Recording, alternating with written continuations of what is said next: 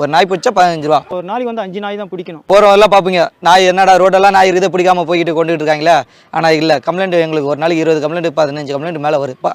குறைஞ்சபட்சம் 10 கம்ப்ளைண்ட் மேலே வருது. அந்த 10 கம்ப்ளைண்ட்லேயே 2 நாய் பிடிச்சா 20 நாய் ஆயிடுது. ஒரு நாளைக்கு 5 நாய் தான் ஹாஸ்பிட்டலில் எடுத்துகிட்டு வர சொல்கிறாங்க. நீங்கள் அது உள்ள நாயை எடுத்துகிட்டு வர கொள்ளக்கூடாது, 5 நாய் தான் எடுத்துகிட்டு வரணும் கொள்ளணும்னு சொல்லுவாங்க. நம்ம அந்த ஸ்பாட்டு போகும்போது பப்ளிக் என்ன சொல்லுவாங்க, அது பாரு வண்டிக்கு முன்னாடியே நாய் ஓடுது பிடிக்க மாட்டேன்றாங்க. புறம்போக்குங்க இவங்க எல்லாம் என்ன சம்பளம் வாங்குறாங்களா, வெட்டி தண்டனை இப்படி சொல்லுவாங்க. என் காதற்கு திட்டினதெல்லாம் நான் கேள்விப்பட்டிருக்கேன். இப்படிலாம் திட்டிட்டு போவாங்க. சரி என்ன பண்ணுறது, பேசுகிறாங்க. நம்ம வீட்டில் யாருன்னா திட்டினாங்கன்னா கம்முன்னு போய்கிட்டு கொண்டுகிட்டு இருப்போம். தண்ணி கேட்டால் சில பேர் கொடுப்பாங்க, சில பேர் கொடுக்க மாட்டாங்க. மூஞ்ச லட்சம் மாதிரி இது பேசி கொண்டு வாங்க. ரூம் கழுவ தான் விட்டாங்க. எத்தனை நாயெல்லாம் பிடிக்க வரல. ஒரு நாய் இருக்கிற ரூம் கழுவுறியா இல்லை 100 நாய் இருக்கிற இதுக்கு ரூம் கழுவுறியான்னு கேட்பாங்க. நான் இல்லை கேட்பேன். இல்லை இப்போ நான் ஒரு நாய் தானே ரூம் காலியாக இருக்குது, ஒரு நாய் ரூம் நான் 100 நாய் நான் கடி வாங்கணும் பயத்தில் போயிடுவோம். போய் கழுவிட்டு இருக்கும்போது நாய் கடிச்சிடும். என்னன்னு பார்த்தா அப்புறம் தான் கேட்டோன்னு சொல்லுவாங்க, அது வெறி பிடிச்ச நாய், ராபிஸ் நாய். அப்போ தான் உனக்கு பயம் போவான், இல்லைன்னா பயம் இல்லாமல் நீ வேலை செய்ய மாட்டேன். எனக்கு சீனியர் சொல்லி கொடுத்தவங்க.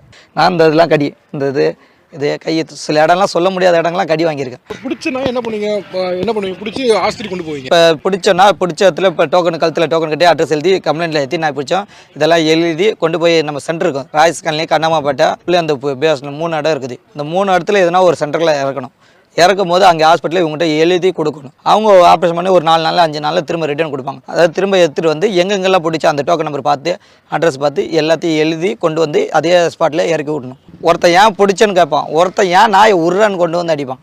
2 கட்டமாக இருப்பான். நாங்கள் எது சொல்லும் போது எதுவும் ஒன்றும் புரிய முடியாது. எல்லாம் சரி அப்படியே நினச்சிட்டு போய்கிட்டு இருக்கணும். இப்போ நீங்கள் மக்களுக்கும் கார்பரேஷன் இது இருந்தால் எங்களுக்கு வசதியாக இருக்கும், இது எங்களுக்காக பண்ணுங்க, இப்படி பார்க்காதீங்க அப்படின்னு என்ன சொல்லுவீங்க? எங்களை பப்ளிக்காக பார்க்காதுன்னு கொள்ளுங்கன்னா நாங்களும் இப்போ மனுஷங்க தான். எங்களையும் வந்து இப்போ ஒரு சக மனுஷர்கள்னு நினைக்கணும். இவங்க வந்து நாயை பிடிக்கிற கேவலமாக இது பேசின்னு கொண்டு ஏதோ பேசுகிறாங்க. ஆனால் நம்ம மனசு கஷ்டமாக இருக்குது. இவங்களுக்காக தான் நம்ம கஷ்டப்பட்டு பிடிக்கிறோம் கொள்கிறோம். ஆனால் அதை தெரியாமல் அவங்க பேசுகிறாங்க.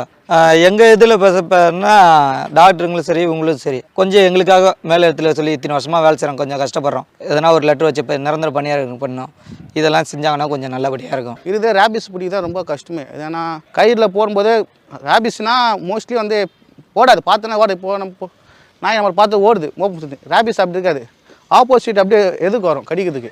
அது நின்று நிதானமாக தான் பிடிக்கணும். வாரமாக போயிட்டு நம்ம போடும்போது கடிக்கும். இப்போ நாய் பிடிக்கிறவங்களுக்கு இந்த கஷ்டம் என்ன அப்படின்னு சொல்லுங்கள் சார். இது வந்து சிம்பிளான மேட்ரு இல்லை சார். இது நாய் பிடிக்கணும், ஒரு மிருகத்தை பிடிக்கிறது நாங்கள். இதை வந்து நம்ம வந்து டேலண்ட்டை தான் பிடிக்கணும். ஏன்னா அது வந்து திருப்பி ரிட்டர்ன் ஆகி கடிச்சிச்சுன்னா நம்மளை எஃபெக்ட் நம்மளுக்கு தான் பாதிப்பு.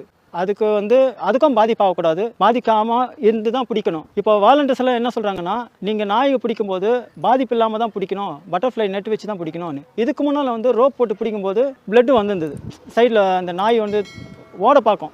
அப்போது வந்து அந்த நாய் வந்து இந்த ரோப்பை கடிக்கும்போது பிளட் வரும். இதெல்லாம் வேண்டாம் அப்படின்னு சொல்லி நெட்டில் போட்டு இப்போ வந்து பிடிக்க சொல்லியிருக்காங்க.